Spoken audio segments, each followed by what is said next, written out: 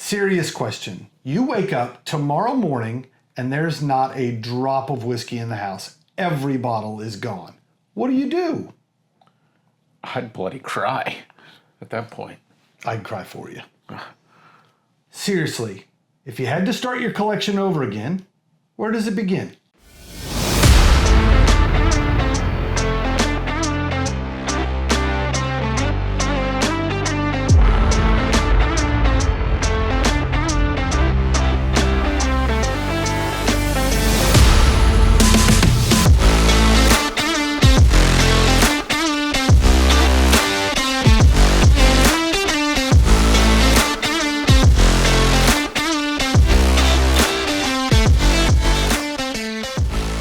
Welcome everyone to this week's episode of The Noble Dram.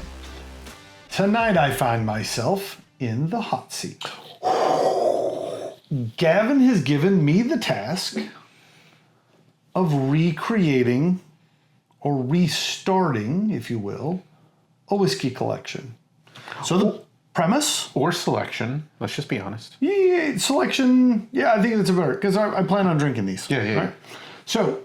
if you watched last week's episode, we talked about what kinds of whiskeys a whiskey collection should have, what types. But we didn't pick bottles. Tonight, Gavin said, that's my chore. My chore was to sit down, 12 categories, 12 whiskeys that I would say is the start of a whiskey collection. Your starter pack. It's going to be weighted in my direction. I'm the one picking. Of course.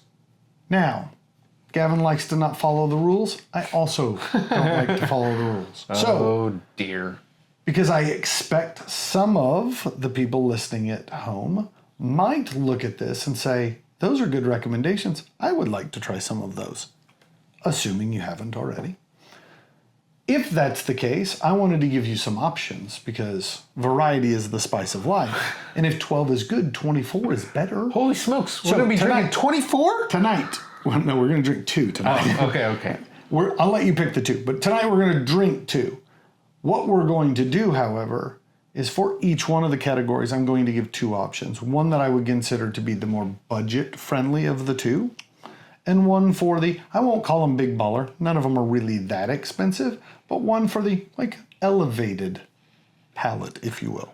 All right. So, well... I know what you're going to say. Let's get to getting. You don't have whiskey. I get it. We have no whiskey in the glass. Give me a category. Okay. We'll get through all 12. We'll tell everybody what they are. All right. So, there's 12 categories. I would like to start Irish. Can you give us your Irish pick? My cheat sheet right here. All right, Irish. Let me find it. Oh. Ooh. Here we go. All right, so our first bottle tonight comes in under the Irish category under my quote unquote premium selection. Oh. It is the Teeling single grain whiskey. Teeling. This clocks in at 46% ABV. That's 92 proof for all you American proof lovers. What? Thank you. This one, single grain. Technically, it is 95% corn, 5% malted barley. Really? So it's not a single grain in the fact that there's only one grain. If you recall our description of the Irish whiskey episode, it is single in that there is one distillery. Grain because it is not just malted grains or malted barley. So you can't call it a malt. So I'm going to put that one right there next to you in front of you. The fun part about Teeling's single grain, fully matured in Napa Cabernet Sauvignon barrels. Oh, really? So it's got some pizzazz. No age statement, although I think it's pretty well assumed that it's probably in the 5 to 6 years old range. And like most Irish single grains, this is triple distilled. Hey, I like it. So we're going to do this a little different. We're not going to do the full tasting and all the fun. We got a lot to get through tonight. Unless you want to be here for 12 hours. So, or 24, I guess. let's clarify. This is the premium selection. My budget-friendly selection would be Glendalought's Double Barrel. Okay. So if you had a chance to catch our Irish episode, that is where we actually tasted this. So one of the reasons I picked premium here versus the budget-driven in this point was because we'd already tried the budget-driven one. All right, give you an idea of cost between the two. The budget-friendly Glendalough comes in at $29. The Teeling, my expensive version, $49. That's a Still, budget buster right there. Still very, very reasonable.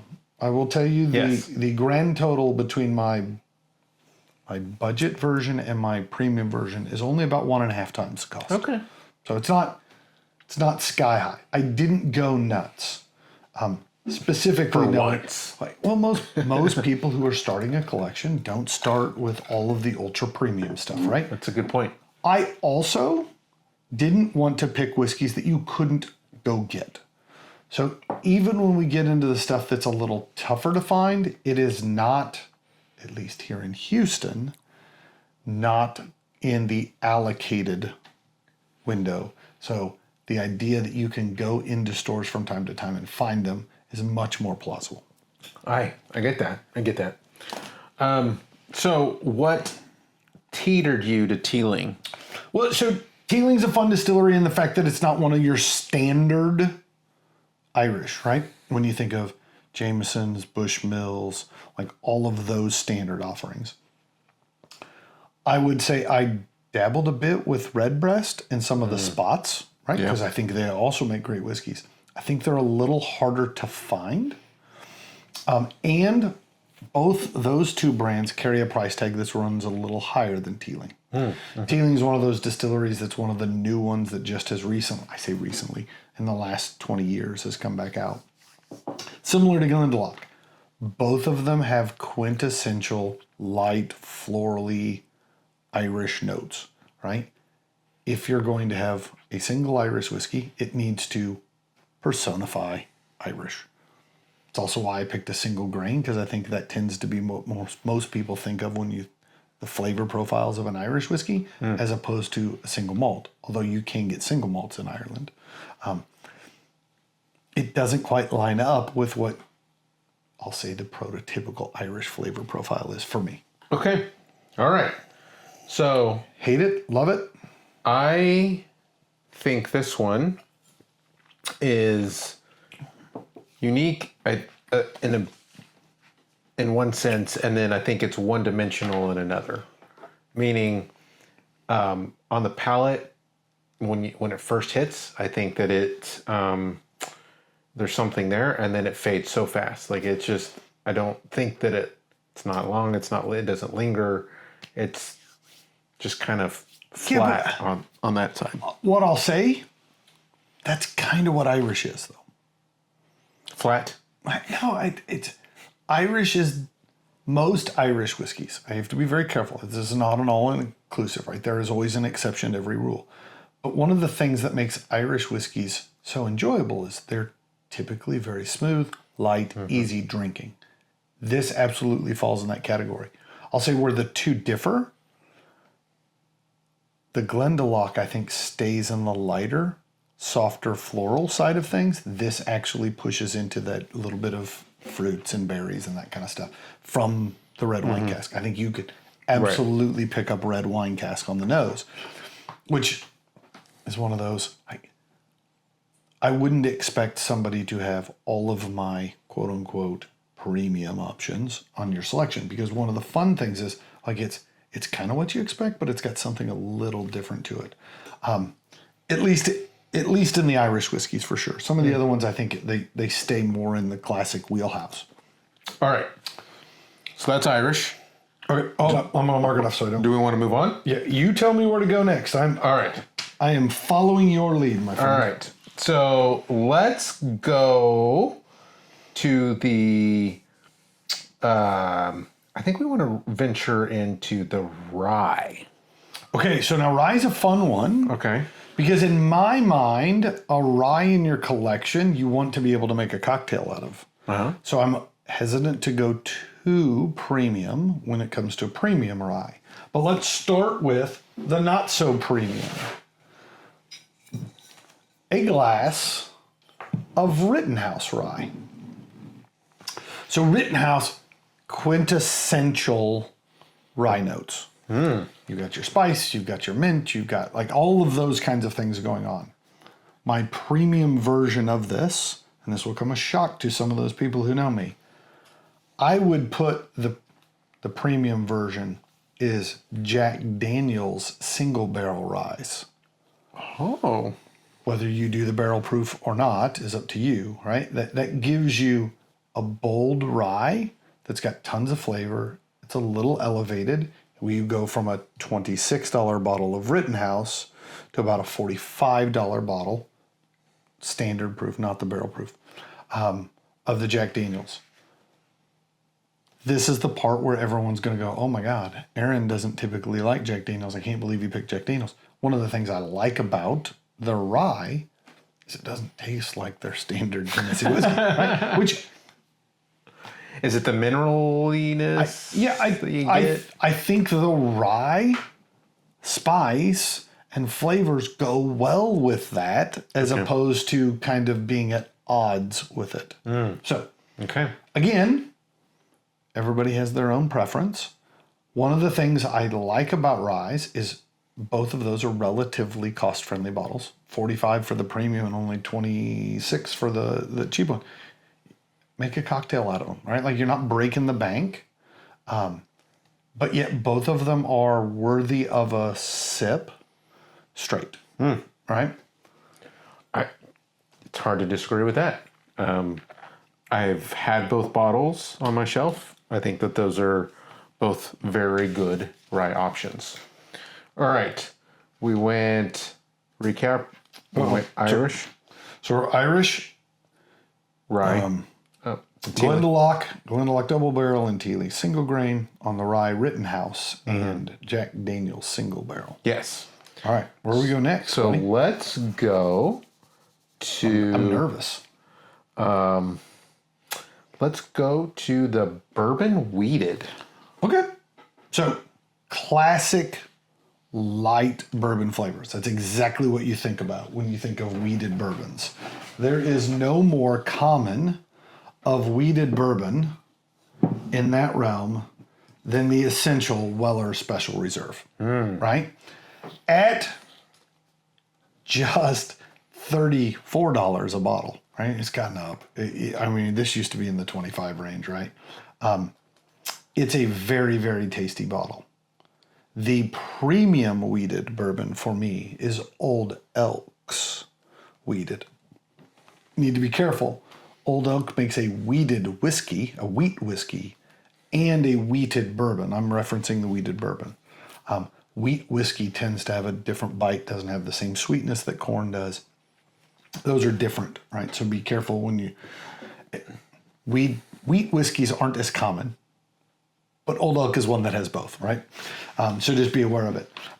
Here, what you're looking for is that glass of whiskey that just pours so smooth. Weller, I think, does an excellent job at that. This is not to say this is the best Weller, but in the availability of getting a hold of one, Special Reserve is much easier to come across, and at its cost point, much more friendly on the wallet, so to speak, right? Because your Old Elk comes in at $105 a bottle. It is nearly the most expensive option I put on my premium list, right? That's the top end of what I was thinking we would spend on a bottle. And screw top. Screw top, and you know, screw top is a sign of a good whiskey. That's right. All right. So, are we ready to venture on? I'm ready. I'm following your lead. All right. So let's go to the bourbon rye. Okay. Yeah, so a rye bourbon. We're going to take the wheat out. We're going to put the rye in. My standard bottle, 4 Roses, Small Batch Select. Okay. The dark brown label. I think it's an excellent bottle coming in at just $40. But on the premium side, E.H. Taylor's Small Batch clocking in at $54 is quintessential rye bourbon in my mind. It is got a little spice, a little kick, lots of sweetness still from the corn. Your rye content in this instance is in like the 12-13%. So it's not overly rye, but there's enough there to let you know that it's there, right? This one is probably one of the hardest categories to pick, I'll be honest, because there is a lot of really, really good rye bourbons in the world that you're like, well, what do I do? Like, I had to eliminate a lot. Just run down the list of all of the great ones. You're like, I like that one. Yep, I like that one. I like that one. Like, they all fall into the rye bourbon category. I can see an argument for you having a second rye bourbon in your wild card category at the end. I don't. Teaser for what is to come. I didn't go rye bourbon on my wild card, but I can certainly understand that if that's a flavor profile you like, the percentage of rye can dictate how spicy and bold it is versus how sweet and dessertish, caramel and vanilla heavy. That also goes into there. All right. I will say there's a little cheat in the fact that one of the categories is a high proof bourbon or an overproof bourbon, which pretty much gets you a second rye bourbon option anyways, right? Fair. And so we're not actually going to track with that. No. So we've gone Irish, and then we've gone bourbons, or American rice. What I will also say is the thought process being, if you wanted to double up the list, I was trying to spread love.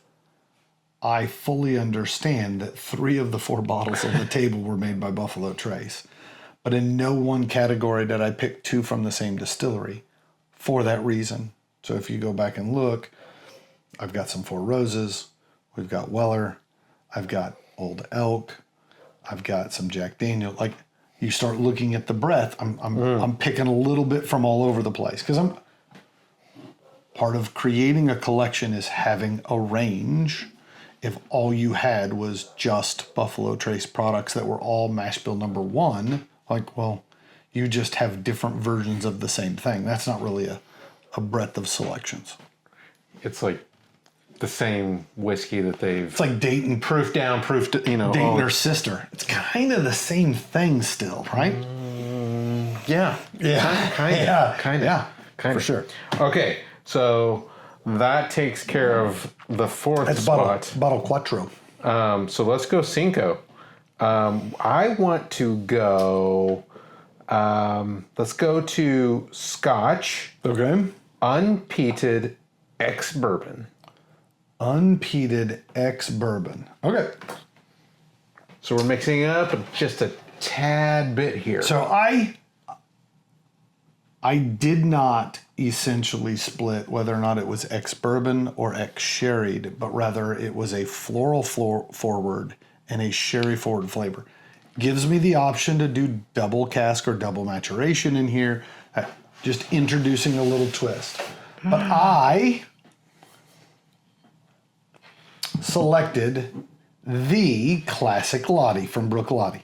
This is my budget friendly at $45 a bottle. The premium Dalwhinnie 15. And if you go way back, one of the very first episodes we had Dalwhinnie 15.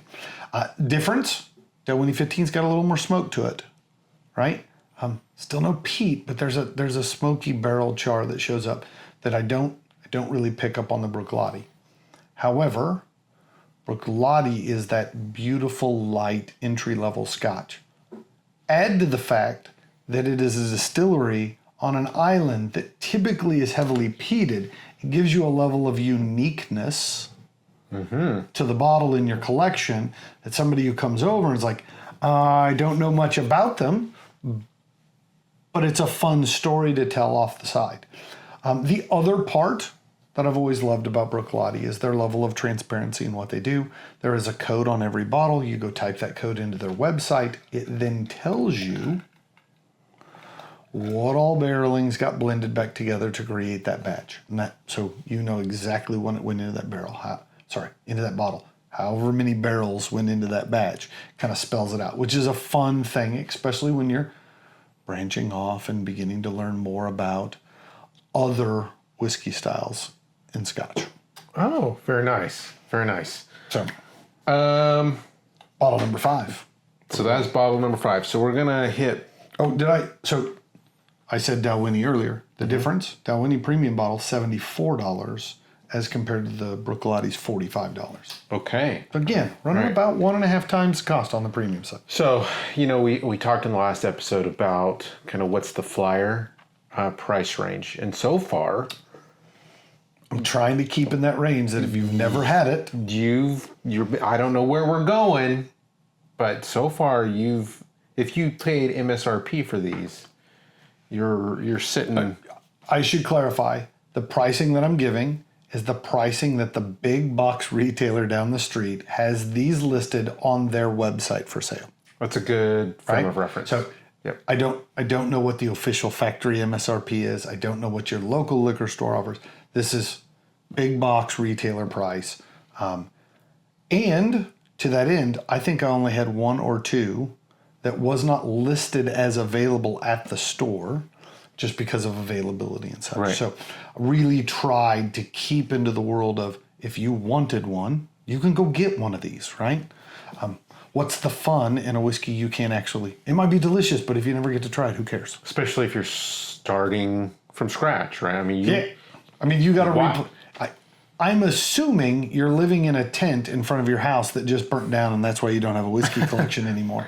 And so you got to keep it small enough you can keep it in a box and carry it with you, right? Instead of buying new underwear, you're buying whiskey. Underwear you can wear dirty. Yeah, that's right. You can't drink dirty whiskey. There are those who claim that Scotch is dirty bourbon. That's true. And we have a good friend who likes to call it that. All right. So that's 5. That's right? 5. Number 6.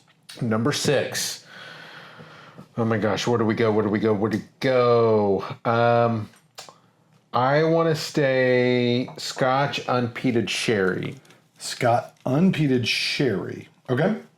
So here is where you can start to play with the double cask kind of thing, right? Because you can get sherry influence without actually be fully matured in sherry. So on my budget-friendly bottle, this is where they get really close. My pick, Abelauer 12-year double cask. Oh, that's a good A one. delicious bottle. That is good. However, the one we have tonight for us is the premium version that clocks in just a couple dollars more at Bunnahabhain 12-year. Again, playing off the thing we talked about in Bruichladdich. Again, at Islay Distillery, commonly known for their deliciously heavy peated.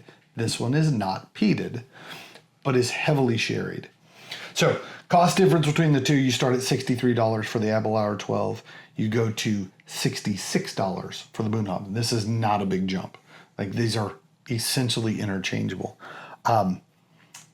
The other option in a premium world would have been to take the Abelauer and go to the cask strength Abonade, which is a significant step up in price, but equally delicious, but just carries a lot more kick, if you will, a lot more punch. Again, this is a category that is really, really tough. We talked about how hard it was to weed out all of the rye bourbons. Not wheat out, but weed out. Yeah, no, I mean, every distillery you know of in Scotland makes a sherry-influenced single malt. That's Balvenie, it's Macallan, it's Glenlivet, it's Glenfiddich, I just start running down the list, right? I will say the other one that really was tough for me was Glendronach for the premium bottle. I'll say the reason I went Bunnahabhain 12 was just sheer price point. At $67 $6 a bottle. It's hard to beat that price on a delicious sherried Scotch out of Scotland. Most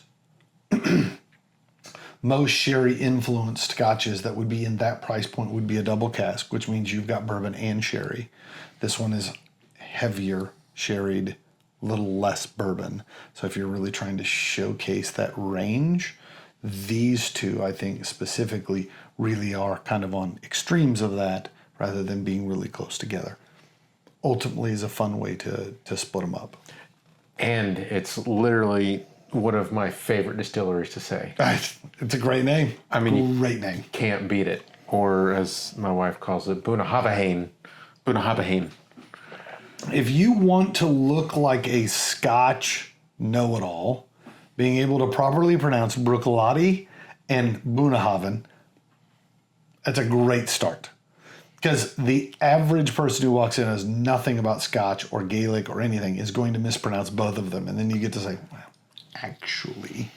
Or, I mean, even the simpler names like, is it the Balvenie? Is it Balvenie? Like, I mean, there's what I do know is it's the, not just Balvenie. It's the, not the, right? Oh. Cause Probably should call somebody. Because it's the. If I can I'm positive somebody out there knows and will correct us. So pick one, and we'll get a comment that says, "You guys are idiots," and I can't argue with that. We appreciate those comments. We are idiots. We've never claimed to not be, but we love what we do. We're just idiots who like whiskey. Yeah. I mean, all right, that is 6. Yes. Which means we need to talk a little bit about what we got in this glass. Yes. So we're condensing here. We're condensing, right? We got a lot of whiskeys. We're only halfway through, and we still got more whiskey to drink and more whiskey to. Oh, you can leave that right. Put that right out front. Let the world see us. All right. So give me. We're gonna skip all of it. Give me a number and why it got that number. To me, the Teeling, I'll write this down. the single grain. I mentioned that I feel like it's unique in one way, but also very one-dimensional in another. I think on the palate, there's a lot going on, and then it dissipates really fast. So I'm gonna give this an 81. When it comes to Irish whiskeys, I've got some fun ones. And so when I score it against the other Irish whiskeys that I have on my shelf. Yeah, but you got bougie Irish. I do got bougie Irish. Yeah, I had a basic and premium package. You're comparing it to bougie options. Well, that's the way we live. All right. Your turn. What are you giving it? I like that this is atypical in the world of Irish, but yet still rings true to Irish. For me, this is an 87. I love the berries. Like there is a raspberry, blackberry, strawberry kind of thing going on in there that I really enjoy. And it carries. It's on the nose, it's on the palate, and it's on the finish. There is still classic, florally, light kind of notes that carry through that just absolutely remind you that this is Irish, for sure. There's no question. If you had blind tasted, if you blind poured this one out of this set and said, which one is it? That's the Irish. And so I like the fact that it's recognizably Irish, but yet distinctly got something different about it that's not as true to everything else. If you were to sit this down next to a Jameson or a Bushmills or a Tullamore Dew, like this stands out significantly compared to a lot of those. So to that, 87 for me. 87 for you. All right. And 81 for Gavin. Still in the 80s. So that means we get to go to glass number 2. You ready? Yeah. All right. I'm born ready. So my job is to still guide us onto the next pour. Okay. So we got 6 options to pick from. Gavin, pick us one of the 6. Let's go Scotch blended. Ooh, that's a fun one. That's a fun one. We have a good one here. They're all good ones. I get it. All right, so let's talk before we pour this one. My budget-friendly blended Scotch. We have talked about this one time and time and time again. The classic Monkey Shoulder. A wonderful blended malt Scotch that comes in at just $32. But my premium selection is Compass Box's Hedonism. One, great name. Makes you feel like you're doing something dirty when you drink it. Yeah, you hedonist. Number two, this is a significant step into premium. Compass Box makes some of the greatest blends in my mind coming out of Scotland. This is a single grain blend in a fun way.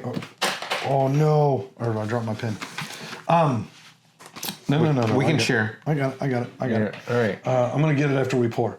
So one of the things that I really, really like about Compass Box, again, to that transparency, you go to Compass Box's website. One, this is a new bottle. New bottle, which is always fun. Fresh cracks are my faves. Fresh cracks are always the best. Ooh. One of the things that is really fun about Compass Box is you go to their website and they actually give you... I didn't want to interrupt that, sorry. They give you the blending percentages from each distillery. Now it's not, I don't think it's enough for you to go recreate your own bottle of Compass Box by blending things together. A lot of the distilleries they use are only available as blends and don't come in single malt options. So it would be hard to recreate this. But if you wish to know, this comes in at 43% ABV, 86 proof for those at home. This series was originally released in 2000. They do an annual release every year. The blend varies ever so slightly, but shooting back towards that classic taste. This one happens to be a blend of North British distillery product, about a little over 18%. Girvan distillery at just over 20%. Port Dun, I'm going to say Dundas. I'm sure I'm mispronouncing that, at 22%. And then 3 different barrelings from Cameron Bridge Distillery that come out to just over 39% of this bottle. So when it gets into blends, this is where you get to kind of see a little bit of what they're doing. Not only do they tell you what distillery it came from, they tell you the notes and flavors that they picked up from those barrels that they ultimately blended, trying to shoot for this exact flavor. So a fun way to try blends. Again, this is premium, right? We went from $32 for Monkey Shoulder. This is $105 for a Hedonist. That's a pretty big spread there. Yeah. This is a big jump. This is one, in an ironic twist, in the category that probably would have thought to be one of the lowest cost categories. That's where I thought the value was in spending more. I'll tell you, the one that I really, really struggled with was Johnny Walker 15-year Green Label blended malt. If the category had been blended malt whiskeys and not blended scotches, I might have picked that one. But the word blended opened up an option that I could go with a blended single or blended grains as opposed to a blended malt. I gotcha. All right. Well, you poured it, but I'm going to ask you, what do you think? Just initial. I forgot to reach in and get my pen. Conversation. Kind of what's your take on that? On this one? Yes. So I'll be honest.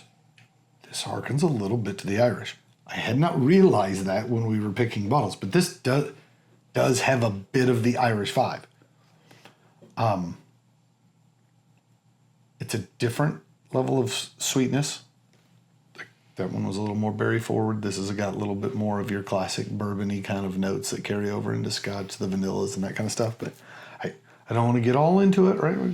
Let it develop as we go. But I will be completely honest. That is the first bottle of Teeling I've ever owned, right? And I'm down to there. This is easily the third or fourth bottle of Hedonism I've owned. Hedonism is absolutely one of those bottles that when people ask, hey, I don't know anything about Scotch, what one should I try? I was like, go fun on your first one, right? Go get you some Hedonism. The name only makes it more fun. Go get a little dirty with your Scotch. There's nothing about this that is earthy and dirty. Right? I guess is a very light, floral, sweet kind of thing going on. It's just not what people think of when they think of Scotch. Or Compass Box. I mean, every other Compass Box I got is smoky. Exactly. Like they put something peated into it, and this one doesn't have any. You said it right. I think the parallelism to the Teeling, the Irish. I think you're right that it's different, but it harkens to the Irish style. Yep. 100% agree with that. Absolutely. Okay. Let's switch back to bourbon real quick, and let's go overproofed bourbon.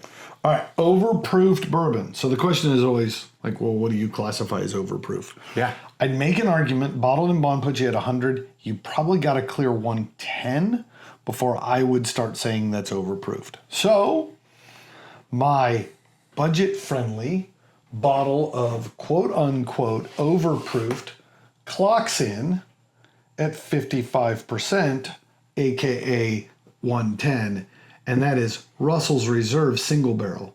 One of my absolute favorite go-to bourbons, hands down. There has never been less than 3 bottles of this in this room at any given moment. Now, the overproofed, because this one starts at $66, right? Like it's overproofed. We're expecting to pay a little more. The very small step up in cost, my premium version would be Elijah Craig Barrel Proof. Elijah Craig Barrel Proofs historically have been delicious. Second, they often don't drink at nearly the proof they are. They're also a little hotter than this, typically in the 130 range, right? Upper 120s, low 130s is the norm, I'll say. Both have the ability to be drank straight. I'll be honest, for me, Elijah Craig needs a splash of water to bring it down. Ironically, I probably bring it down to closer to around 110, right? Which is where I like the Russells. Both of those are rye bourbons, right? So this is my cheat, and the fact that I get a second rye bourbon. This one just going from what is 40 something on this one. Nope, the bottled in bond. That's a 50, so that's 100 proof. This is my step up at 110. So you said Elijah Craig. Is there Elijah Craig barrel proof that is best one I've ever had? Yeah. Tell me about it. Years ago. No, I'm teasing. It was our pick. Dragon's Fire. One of the problems, and you can't see it on here because it's actually one shelf up above Gavin's head. I have a problem saying no to Elijah Craig barrel proofs. I think I have 7, 8, 9 different Elijah Craig barrel proofs. All of them being some sort of single barrel. Like every one of them was like, man, it's just good. Like, what do you do? What do you do when every single one of them is tasty? I can't say enough about either of them. One of the highlights of my bourbon life was standing at Wild Turkey and getting Jimmy Russell to sign a bottle of Russell's Reserve. It's like bucket list check off kind of fun stuff.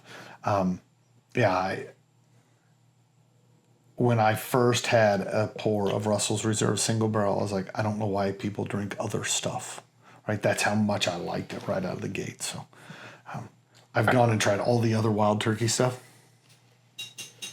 Still the best. I can't fault you for that because I am a Russell's Reserve fiend as well. The funny thing was, I really, really debated the Russell's Reserve single barrel rye instead of the Jack Daniel's rye. But ultimately, if I only got to pick one bottle from Russell's, it's this one. I can't pick the rye instead, right? So that swung the final decision, so to speak. That is fair. I get it. All right. Let's venture on down our list. Let's go back to the Scotch world. Okay. We're going to do Scotch peated bourbon. Okay. So, one of the challenges on this one was deciding which one I was going to bring out. Uh-oh. You got to go fish for it? No. I got it. All right. So, if you caught the episode a while back, we had David Moore on. We drank Ardbeg 10. David Blackmore. What did I say? David Moore. David Blackmore, right? I apologize, David. No, this is the problem with drinking all these whiskeys to try to figure out what you want.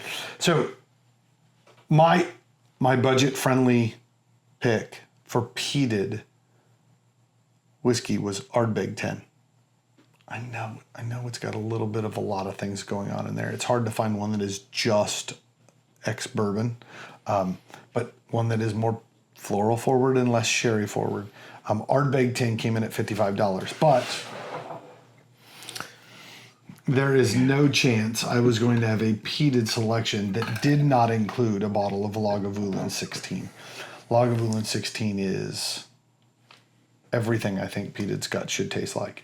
So, I'll be honest, this was one of those tough ones, right? Do I take the sherried version and go with the distiller's edition or the unsherried version and go with 16? Either way, I was putting a Lagavulin on the set. Ultimately, when it came down to it, I picked a different one on the sherried because I knew I could put this one in for the unsherried. However, this bottle clocks in at $88, right? So it's a little more premium. I'll be honest, that was lower than I have seen it in a long time. Lagavulin 16 has run in the $95 to $100 range for quite some time. So kudos to whoever lowered the price. Appreciate it a bunch. Be buying more now? Yeah, we laughed about how much Russell's Reserve I've bought over the years. I don't even want to think how many bottles of Lagavulin I've burned through. I think it would be the best way to describe it. I think at the company cook-off, we drink one every year, and it's a symbolic thing. There's people drinking that outside of a glass. So the policy was, years ago, I had brought a bottle of Lagavulin 16, and for the first time we ever won a category and got to walk up and get a trophy. And we came back and I said, guys, we need to celebrate in style. And we took the top off. I opened a bottle of Lagavulin. Oh, you mean Lagavulin? You didn't just take the top off? No, okay. That too. Right. You can't really drink Lagavulin with your shirt on. Of course. And then literally the entire cook team stood in a circle and we just passed the bottle around until the bottle was empty. And the 8 of us just stood and drank Lagavulin until it was gone. And that became the tradition. And so every year I buy a bottle of Lagavulin and I leave it in the box. And we don't drag it out until the award ceremony. And if we walk up and get a trophy, we drink. And I will say, we've not walked since we started the tradition. So every year, every October, I drink an entire bottle of Lagavulin in like 30 minutes. Yeah, it's ridiculous how fast we drink it. Yeah, absolutely fabulous. Well, hopefully this year there's a Noble Dram category at the cook. Oh, we're talking to people. We're talking to people. All right. Figure out how to put Scotch in your barbecue recipe. Yep. Gotta get to getting on that. All right. That is bottle what? 9. 9. Good Lord. All right. Time is flying. We're drinking a lot. All right. Let's go Scotch peated sherried. Peated sherried. That'd be a fun wedding invite to get a Pete and Sherry getting married. Oh, all right, that'd be fun. All right, so my budget friendly. And their kid's name's Isla. Jeez. All right, this is one of the higher end budget whiskeys. Higher end budget whiskeys. Is there even such a thing? Nope. In my list, I'm looking at my price. My budget version clocks in at $73 a bottle. It is the Benriach Smoky 12. But if you know me, when we go premium in this category, there can be none other I knew it. than Highland Park's Cask Strength. This clocks in at $96. Obviously higher proof. You expect to pay a little bit of a premium just in that proof. As an Orkney distillery, it has got peat, but it's not overly peaty. It is sherried, that I think actually helps to balance out the peat. It is one of the most beautifully balanced sherry and peat bottles I have ever run across. Absolutely fabulous. This is one where I don't think the premium is that much. I think you get a higher proof. Put it on the shelf. That being said, the Benriach Smoky 12, although has become tougher to find here locally, is one of the quintessentials. I'll also say you could have put the Benriach 12, the not smoky version, you could have put it in the sherried, unpeated category. Both of those releases are absolutely phenomenal, and they're quintessentially the category that they fall in. All right. We're running out of space. I picked too wide a bottle. So let me move this. I'm going to start shifting stuff down on us here. So that takes us Now we're getting to the fun stuff. bottle. Ooh. Y'all didn't see that. No one saw that. Thank God it is behind the bottles. You're hiding it well. Bottle number 11 Where are we going next? We only got 2 categories left. that you know of. International. Intro National. This was a fun one because we did spend so much time studying international stuff, and there was a lot of things that was like very regionally specific. I fell in love with Cavalon during our Whiskies of the World. And so the Cavalon Classic came in as my quote-unquote premium bottle, coming in at $100. But that's not the one I have for the table today. The one I have today is the Hibiki Harmony bottle. Maybe one of the prettiest, sexiest bottles you'll find. Now, this is a blend. This is not a single malt. It's got some non-malted barley in it, but it has such a beautiful balance, even though it's fairly premium price tagged at $87, right? It exudes sexiness and elegance just in the bottle. When you pour it in the glass, it backs it up, which is hard to find sometimes. Sometimes you get that, like, man, that bottle is spectacular, and you pour the whiskey and you're like, the bottle's better than the liquid, right? Like, that happens. Not in this instance. This one, I think the liquid is every bit as good. Tougher to find. I'll say when you get into international, just availability becomes a little bit tougher. The Cavalon Classic is a very commonly available Cavalon, and the Harmony is a very commonly available Hibiki. Both fabulous. Also, the topper, defense mechanism. Yeah. You could club baby seals with that thing. Yeah. That thing is excellent. Yeah. All right. That brings us to your wild card of the top 12 build your whiskey shelf selection. This represents probably the hardest part of the night because the entire playground is open, if you will, right? Yeah. You could repeat a category. You could move away from anything you have. I ran into the problem. There are 3 distilleries that I cannot believe are not currently on this table. But I only get 2 here. And that was really, really tough. From the top of the bottle. I think you know what it is. Yeah. Again, trying to understand what is budget friendly, what is premium, where does it fall relative to everything else? Because there are distilleries that I really like, but I'm not positive they're a great deal different than things that we have. So my budget-friendly option, Glen Scotia's Double Cask, the American Oak and Sherried. And they now make American Oak and rum. I love you, Glen Scotia. The Sherried version is better. It's just better. It is at $65. One of the, in my mind, best bang for the bucks in Scotch. It's got that Campbelltown funk, charred sugar. It's got that little bit of smokiness. It's got just a hint of peat going on back in there. It's got sherry. It's got richness of vanilla. An absolutely phenomenal pour. But that is not the premium bottle. That is the budget bottle at $65. Clocking in at my most expensive bottle of the night at $120, Glenmorangies 18-year-old is my open category. And the oldest, right? I think that's the oldest. Yes. I mean, we got a 16. We got a number of unstated, some 12s. We got a lot going on here. I'll be honest. It hurts me to not put Oban on the table. Yeah. Oban is one of my favorite distilleries. The problem here is my favorite of all Obans was a limited release that is not available anymore.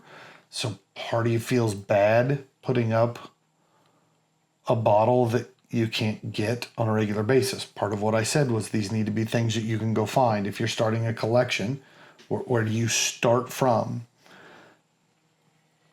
Also, Glenmorangie makes a lot of great bottles.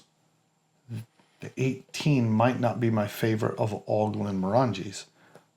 I'm an absolute avid fan of the Signet. It's ridiculously good and nothing like anything else on the table. However, it carries a price point almost twice what the 18-year-old is, right? And so it's really starting to push that envelope.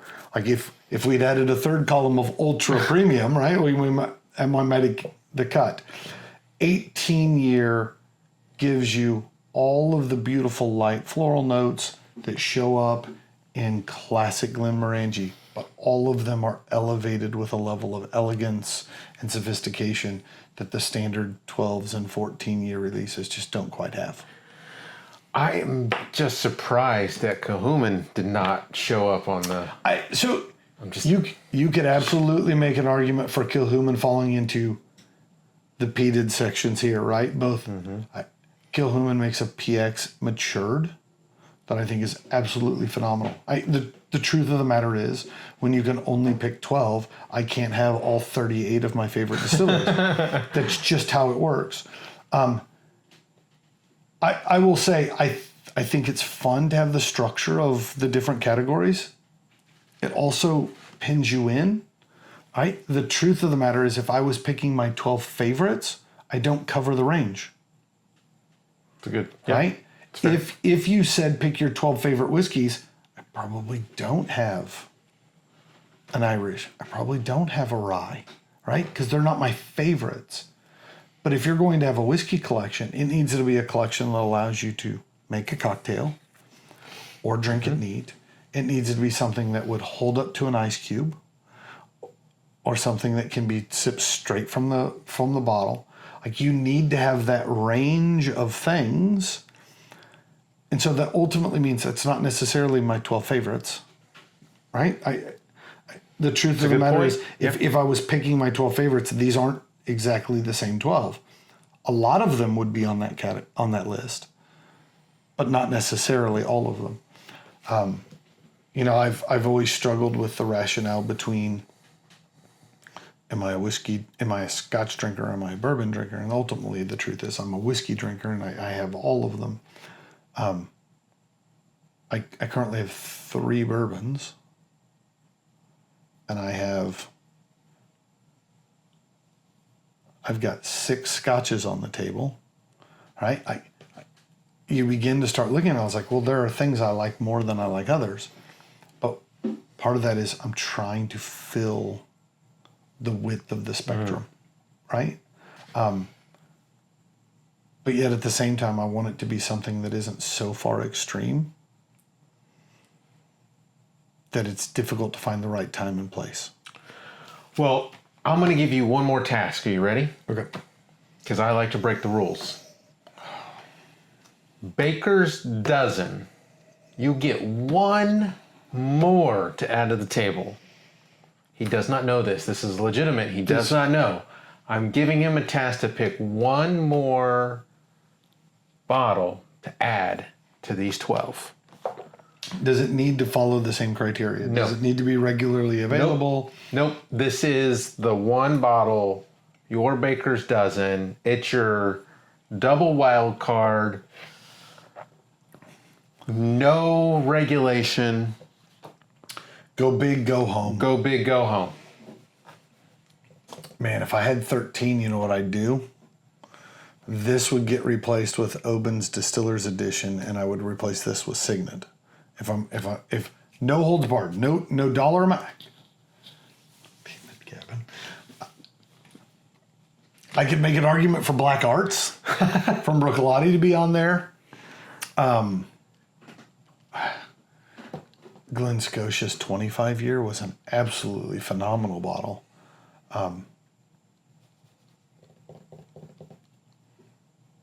All right, I'll say this. If I get to pick any bottle, price doesn't matter, none of it. I still think I want Signet on the table. The problem there is that it puts 2 Glenmorangie, so I'm pulling 18 off and I'm putting Oban back in. Okay. If you tell me I get 13, I'm switching out. I'm calling in the lefty. Get that guy out of here. We're switching. We're going for a base runner. We're going to change it up just a little bit. All right. Oh man, that was fun. That was fun. First, I look forward to putting you on the spot. I know. I got a lot of work to do. I did a lot of talking tonight, which was a lot of fun. But what we didn't do Yes. is Yes. give numbers and have a good time with this one. So tell me, on the Compass box, what do you think of this one? I like it. I think letting it breathe a little bit. There's a bit more spice that comes out to me. I don't know if that's like an anise kind of thing that's shown up, or almost a clovey. I'll be honest, I get toasted coconut. Like not quite like coconut scented sunscreen, right? Like we're not on the You're not the Hawaii beach. tropic. Yeah, we're not on the beach in Mexico slathering. No, we're never gonna slather each other up on the beach. I stopped that one before it got too far down the line. It's already out there. Yeah, the internet knows. I'm just saying, What Gavin. stays in Mexico stays I'm in just Mexico. saying, Gavin needs a lot of sunscreen. What are you gonna do?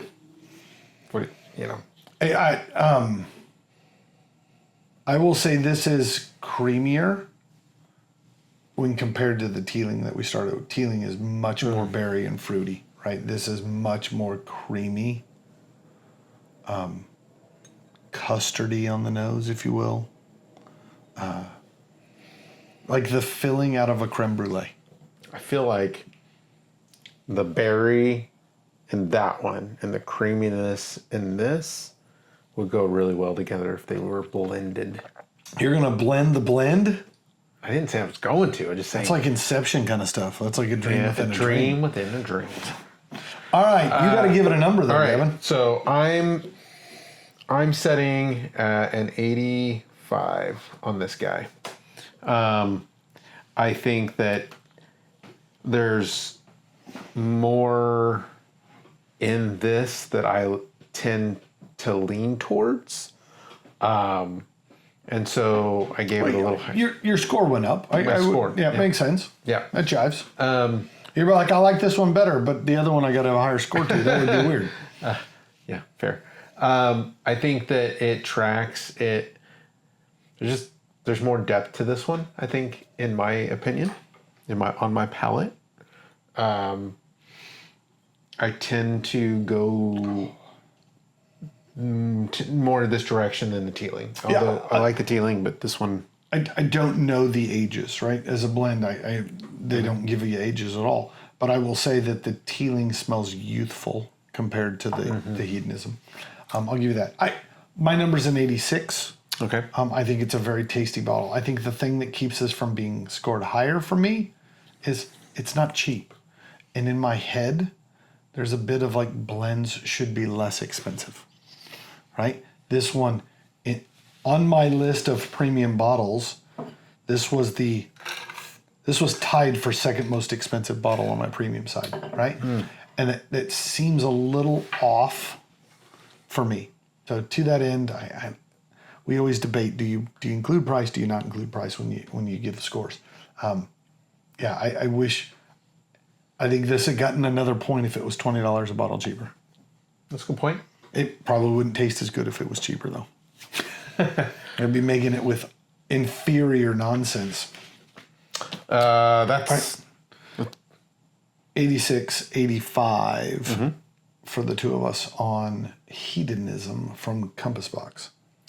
Yeah. So that brings us to the breadth of Aaron's whiskey shelf if he had to start over with the knowledge he has today. Yeah. No, I we were trying to come up with a name. I was like, I like this. It's a collection selection. There you go. To our point, these are not my 12 favorite whiskeys of all time. This is if you were starting a selection and you could only had room on the cart, only had room in the box for 12 bottles. What are those 12 bottles? I think this gives you a pretty nice wide range of all the things that whiskey has to offer. And if you were given a budget of $100 a month to go spend on whiskey, most of these. Let's talk dollars before we close this out. All right. If you purchased all of the budget-friendly versions, your total bill would be $614.50. Not bad. If you were to purchase the premium bottles that we discussed, your total bill would be $969.88. A lot of .99s. Wow. So yeah, sub $1,000 if you were to buy all 12. Wow. That's awesome. I feel like this is even the premium is pretty budget friendly. So if you were to buy all 24... 24, you're talking just under $1,600? Yeah. Wow. Not bad. Yeah. That's a hell of a way to spend a Christmas bonus. Yeah. Just lay it all on red. It's mid-year. Probably got that mid-year bonus. Burning a hole in your pocket. There you go. Go to your local bottle shop or your big box store or wherever. They'll love you. I'm telling you, you walk in with a $1,600 and set it down on the counter, they'll probably give you 5% discount. Yeah. Then you can buy another bottle. All right. All right. Till next time when we get to hear what Gavin would pick. Go ahead and light the fire under that hot seat and let him work on that one for a bit. All right. Cheers. And Slanjava. We want to thank you, our noble listener, for joining us. We believe each whiskey has a story, and so do you. So give us your thoughts by leaving a comment. And if you have a whiskey you'd like to see us share, let us know. You don't want to miss a single episode, so subscribe to our YouTube channel. And make sure to like and follow us on Facebook, Instagram, and TikTok to stay up to date on the Noble Dram. And if you find watching us difficult, you can always listen to each episode on Apple Podcasts and Spotify. As always, be noble and enjoy your dram responsibly.